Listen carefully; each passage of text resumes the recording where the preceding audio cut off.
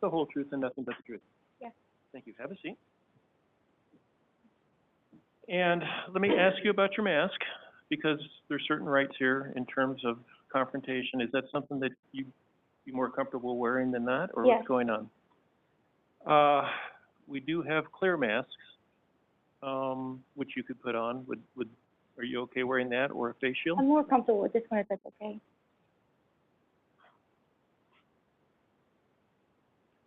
Did we know that this is the way this witness was coming in? I did not, Your Honor. Okay. I need to talk to who's ever from your side. Please, yeah, please come on up.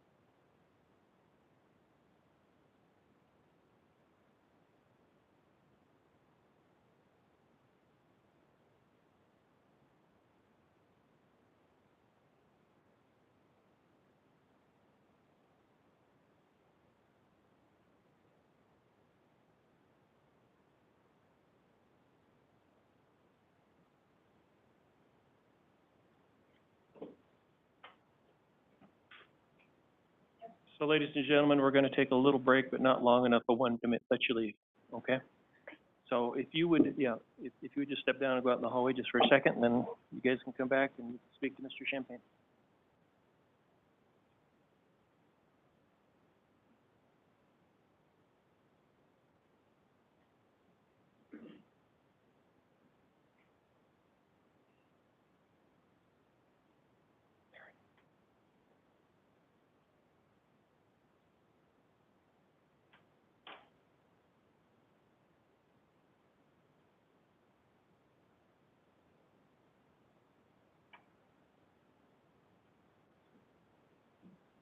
Yes, Your Honor.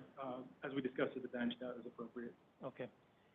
So what I'm going to do is ask Aaron to turn the camera towards me.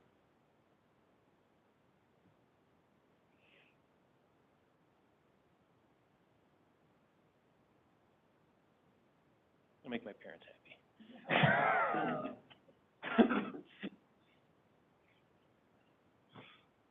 Okay, and Thank you. I didn't write down your name. I'm sorry, what was it again? Leigha Foster?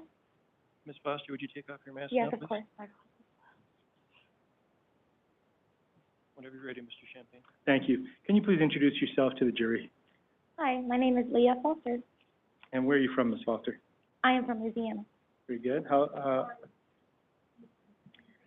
Louisiana. Leigha, L-E-I-G-H-A. My apologies. L-E-I-G-H-A. how long have you lived in Colorado, Ms. Foster? 6, 7 years now? Okay. And I want to take your attention back to the fall of 2015. Were you living in Colorado at that time? Yes. Where were you living? Vallecito? Okay. And specifically November 1st of 2015. Do you recall that day? Yes. And can you tell us a little bit about what you were doing on that day? Me and my husband were going on a hike Okay. Where were you hiking? on Middle Mountain Road. All right. And do you recall where on Middle Mountain you were hiking? At the very top. Very top. Yes. Okay. Do you recall the name of that area or just that it was at the top? No, just as at the top of Middle Mountain Road. Okay. And tell me about your hike that day. Was there anything unusual that happened? Yes. Okay. Tell us, please. Me and my husband, we were hiking down a slope. We decided to go after we ate lunch underneath a tree, and we saw some beautiful trees coming up, so we decided to go walk down an area, and went a little ways in, little streams everywhere. It was very beautiful. And then my husband picked up something, and he said, "Hey, honey, what do you think this is?" And I saw it, and I could see it in his hands. I was right behind him, a few steps behind him. I didn't know exactly until I got up right up to him. I took it from his hands, and immediately I knew it was a human skull. And what happened next? He disagreed with me. He said, "No, it's not." I said, "Yeah, baby, it is." And he said, "Well, what do you want to do now?" I said, "Well, we got to go turn it in. We got to go back." And he's like, "Well, I want to walk around for a little bit longer." So I said, "Okay, I prefer to come back," but there was no service up there. We had to, go back down Middle Mountain Road, at least get to the store to get service. So we decided to go walk a little bit more, and we went a little further down. There were streams that came out to a bigger stream, and then across from that, there was still snow on the ground. And we're not very used to snow, so my husband was very excited about seeing snow, and he decided he wanted to go on to the other side. And we crossed it by a big log that was laying over, connecting both sides. We crossed over. As soon as we crossed over, though, we noticed that there were prints in the snow that looked like bear prints to us. We knew it's Bear Mountain for a reason. So we decided to turn back and go back. I said, "Yeah, we need to get back. Don't want to come in contact with the mama bear and her cubs, and I need to go and find out who I need to contact and say I found a human skull in the woods." Now, had you carried the skull with you during that whole hike? Or? No. He set it back down. And I want you to describe that in detail for me. How did he go about doing that? Did he drop it? Did he? No, he didn't drop it. He just literally set it down. Okay. And at any time from the moment that you saw him pick it up to the time that he put it back down and you all walked on, did you see it get damaged in any way, shape, or form? No. I believe there was a small little stream, because like I said, there was multiple little streams everywhere. There was a little stream right next to where he saw it, where he picked it up. And I believe he set it right in that little stream, so maybe it wouldn't go anywhere, is why I asked him, I was like, why'd you do that? And he's like, "I don't want it to go anywhere, if I remember correctly." That's what he said. Okay. When you found it, was it on the dry land or in the water? Yeah, it was on a little dry land. There was a little patch of green grass, little streams all around. It was just lying right there. Okay, do you remember if it was with the round part up or if the round part was down? I don't remember, because that part, you had to ask him when I Okay. picked it up.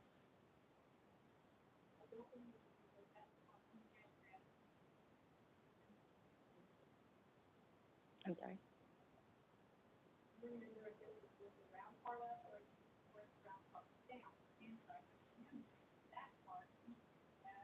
Oh, he picked it up. And did you handle it? I did. I took it from his hand. Okay. And when you handled it, did it feel dry to the touch or wet? Do you have any Maybe recollection? slightly down, because the moss, the grass was slightly down, so I'm sure it's Did it leave any kind of residue or anything on your hands?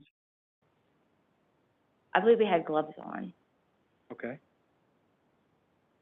Now, I think, did either of you,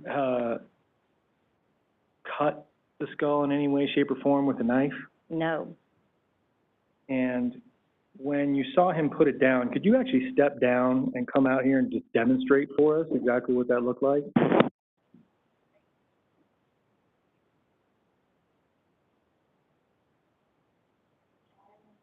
The jury needs to see, so. Yeah, if you turn wanna all the way. move, Mr. Bogan, you can. You have to rotate so all the jurors can see you.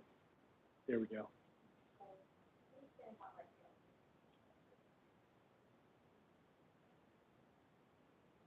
Great, thank you. You can have a seat again.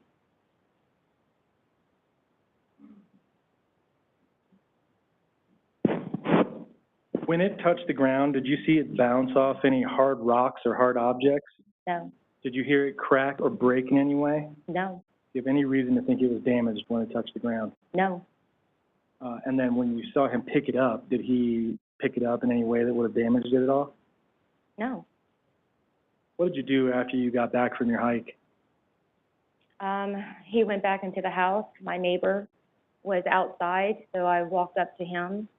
We were friends by that time, and I asked him if he knew of a number I could call, because I had found something in the woods.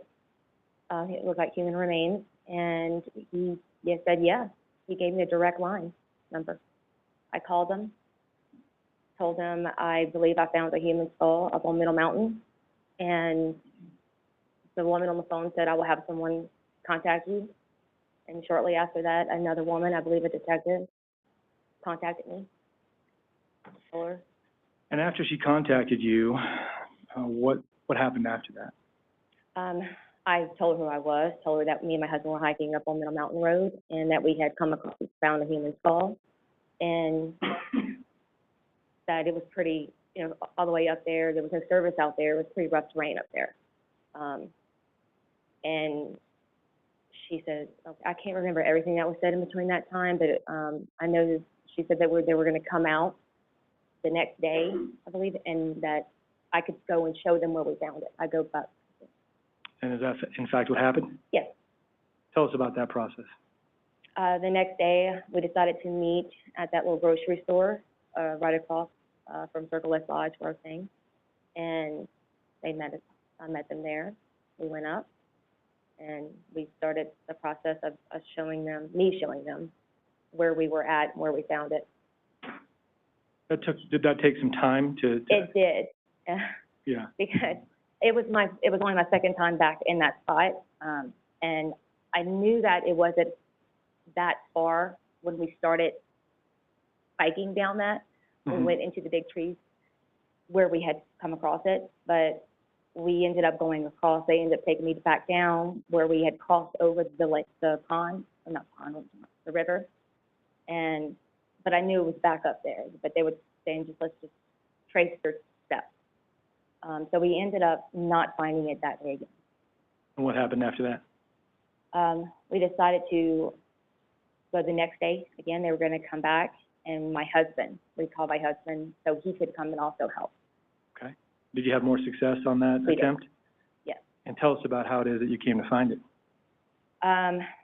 We were hiking. We were back up, and because me and my husband were saying, no, we were back up towards this area, I think, and he actually is the one who found it. And tell me about that specifically. What do you remember about him finding it? I wasn't right by him. Okay. He was behind me, I think. Okay. And I was we were looking at another little spot not far from him, and he found it. He said, I found it. Okay.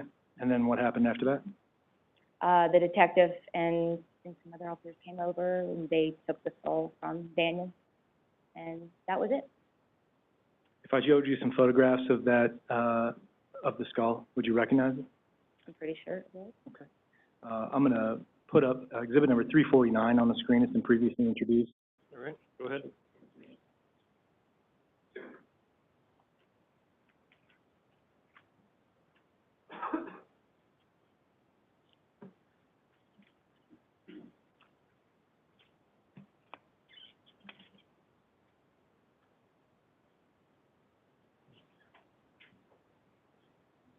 Yeah, we'll start at 349. Let's go to 350. Let's start there. Do you recognize that, ma'am? Yes. And is that the skull that you found? Yes. 351?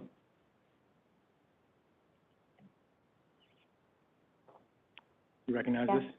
Were you there when these photographs were taken? Yeah, I must have been. Okay. It looks And Yeah, let's like go it to is. 352, please. 353.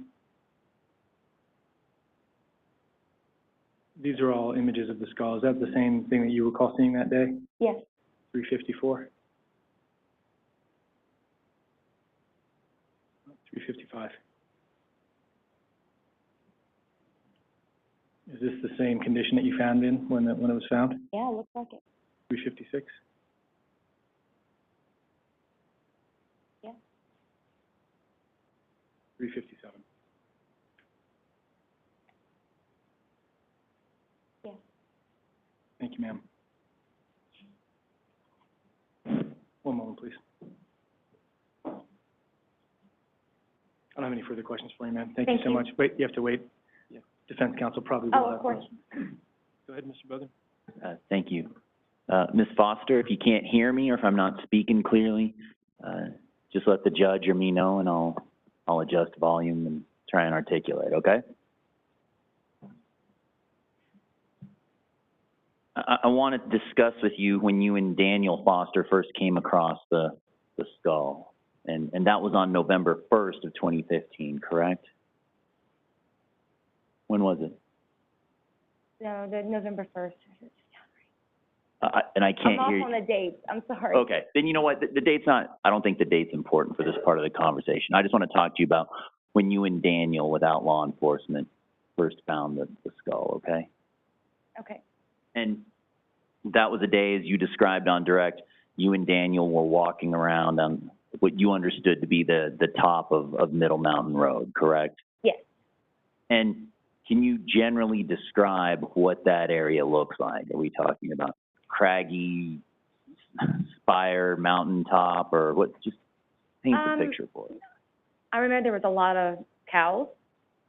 There was, on the right side as you're going up where we decided to stop, there was more of an open pasture. They had some city trees, and they had a lot of cows everywhere.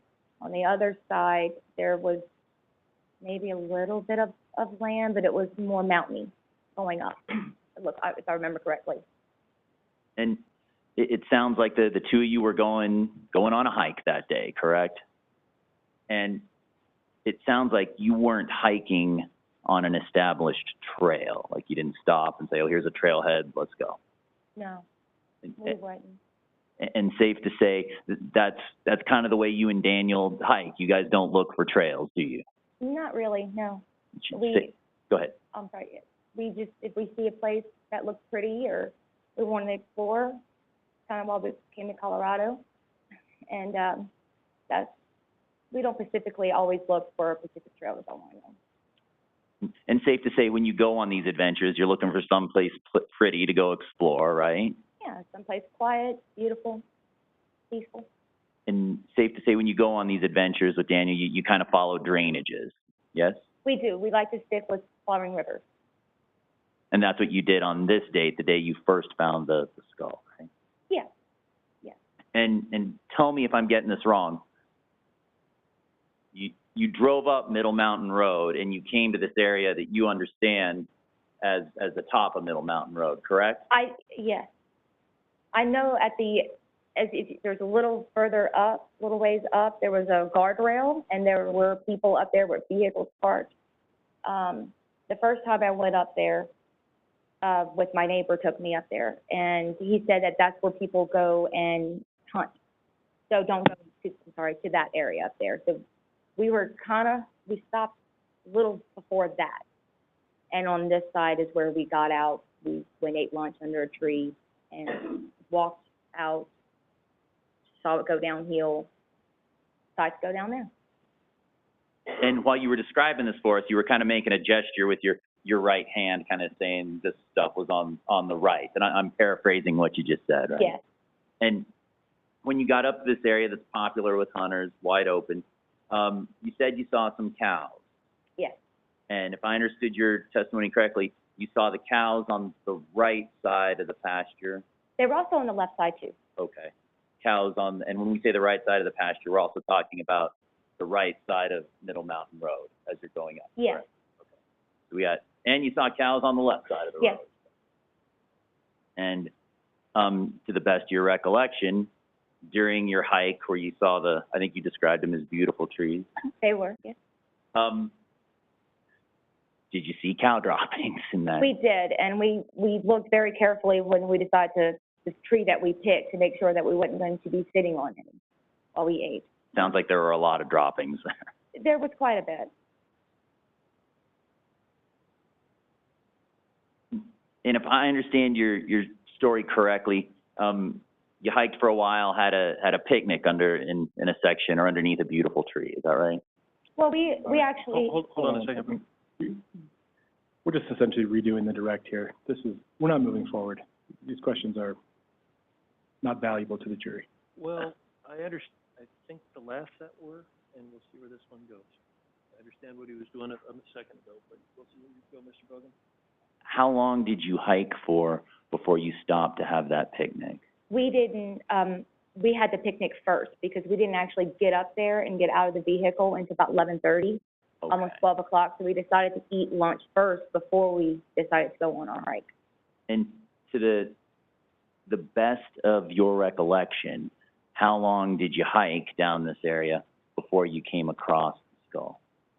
We didn't hike very long before. We went out when we were in the open pasture area and we were walking, and the slope where it goes down, and then you see these, you know, the trees, I guess, I think they're called celebrations. They, you know, they come up all like that. We sat down on that hill, and then we decided to go right down because of how the trees were. They came up like this and just went in like that. And it was kind of like it was inviting us to come in and explore. That's the way we thought about it. And that we decided to get up, and we started our hike. And not too long after that, I can't even say 15 to 20 minutes maybe, give or take a few.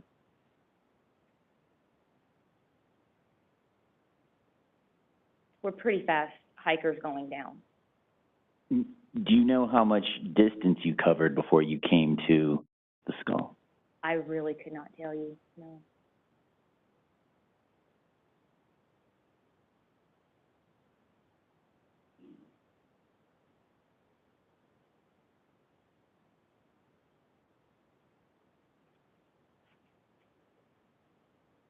And I'd ask the people to publish 349, please.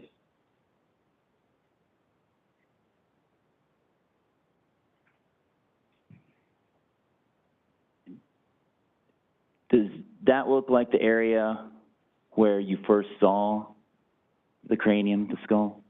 It looks by the area. That actually looks like the area or spot that, maybe Daniel has set it back down again. But like I was trying to explain, I explained earlier, when we found it, it was a little flatter. There wasn't many things right on it that it was sitting on. It was just sitting on like a perfect little nest of moss and grass, you know, and right next to it was, you know, some little trails, little streams, and some sticks, yeah. So that's about the area. And unpack that for us a little bit. You said where you first saw the skull, it appeared to be like a little nest, like where an animal Well, not like an, it wasn't, you know, that crowded. That was like right next to where we found it. Where he actually picked it up from, right next to it, was on more flatter area. There was nothing covering it. There was nothing, it wasn't like sitting on a big log or rock or anything like that. It looked more like smooth, you know, grass, leaves, like that. And then I'm sorry. No, you go ahead. And then when he set it back down, he set it down literally like right next to the spot where it found it, and that looks like the spot where he put it, or bought. Yeah. And focusing your attention on where you first saw the skull, safe to say that looked like a place where an animal would live, correct? Yeah, I mean, I guess, there's animals all around And that live there. you say, yeah, I guess.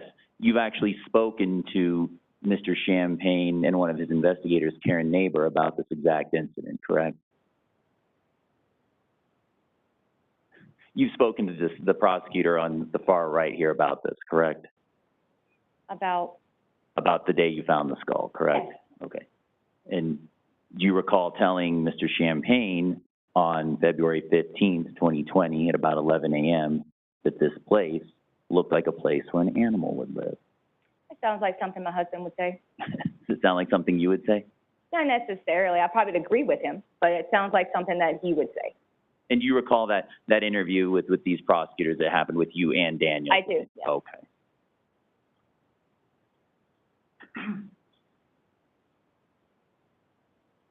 So it sounds like you hiked for a while further after you made this discovery, correct? A little bit, not too long, I would say. And then, as you testified on direct, you saw some snow up there that day, correct? Yes. And with it, Now I'm gonna agree with Mr. Champagne. I don't understand how this adds to either case at this point. I want to highlight some of her observations, Judge, because I think it's important, it's going to get touched on by experts. All right. Within that snow and around that snow, you identified bear tracks, correct? To us, we thought it was bear tracks, yes. I believe we saw some little smaller tracks behind it, which kind of scared us a little bit. And they looked enough like bear tracks to the point where you and Daniel decided to leave, correct? Yes, Because you didn't want to run into a bear. absolutely, especially a mama bear and her cubs.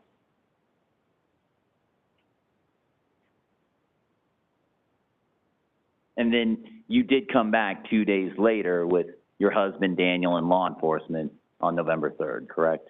Yes, because the day after that, it was just me that went out with him the first time, and we didn't have any luck in finding it, and then the next day after that, Daniel came with us, with law enforcement. And were you searching for a long time when you came back with Daniel and law enforcement? Actually, no, I wouldn't say that long, maybe half an hour, I could be wrong, give or take. I know the first day was just me, it was a long time. We just wasn't having any luck on, finding it again. And can you describe for the jury what Daniel did when he rediscovered this item? I remember him saying, "I found it," and we turned around and it was in his hand. And then, Did he hold it above his head and yell, "Skull"? no, And safe to say you were with a woman detective or investigator that day? yeah. And how did she respond to that? She went over to him and took it from him.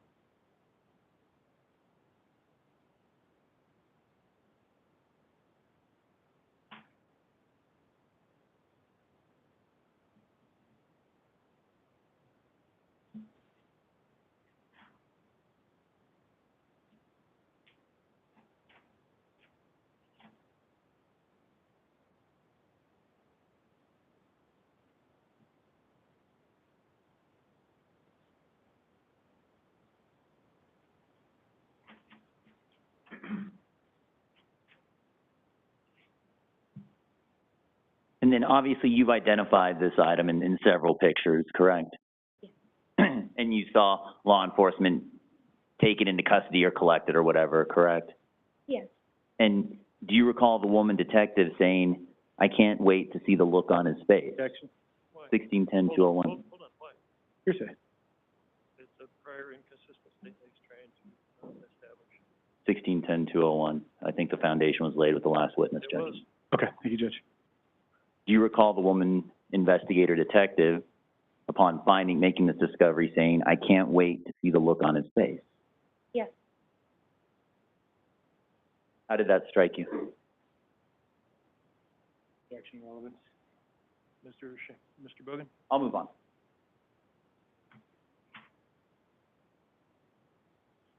Did you observe law enforcement doing any other searching around the area after this item was found? I believe they did, yes. Nothing further, Judge. Redirect? No, Your Honor, thank you. Any questions from the jury? Looks like we have one.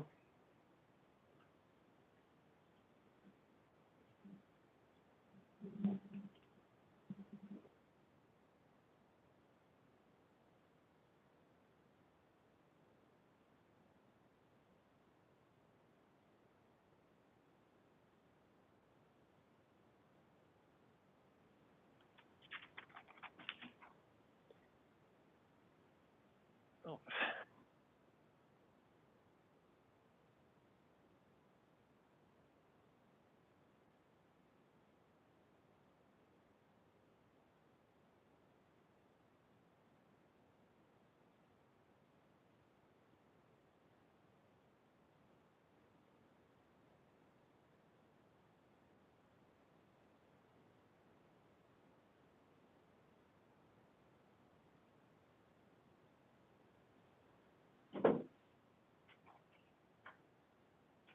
Okay, Ms. Foster, we have a question from the jury, so I'm gonna ask it, but they need to hear the answer, so look at them when you answer, okay? Okay. All right. How far apart were the places, between where the skull was found initially and then later, rediscovered a couple days later? Right next to it. So within a foot, a yard, 6 feet, any idea? Just a few, like maybe a foot, if that, not even. Okay. Anything on that, No, Your Honor. Mr. Bogan? No, sir. All right, can this witness be excused? Yes, Your Honor. Yes, please. Okay, you step down, thank you. Next witness?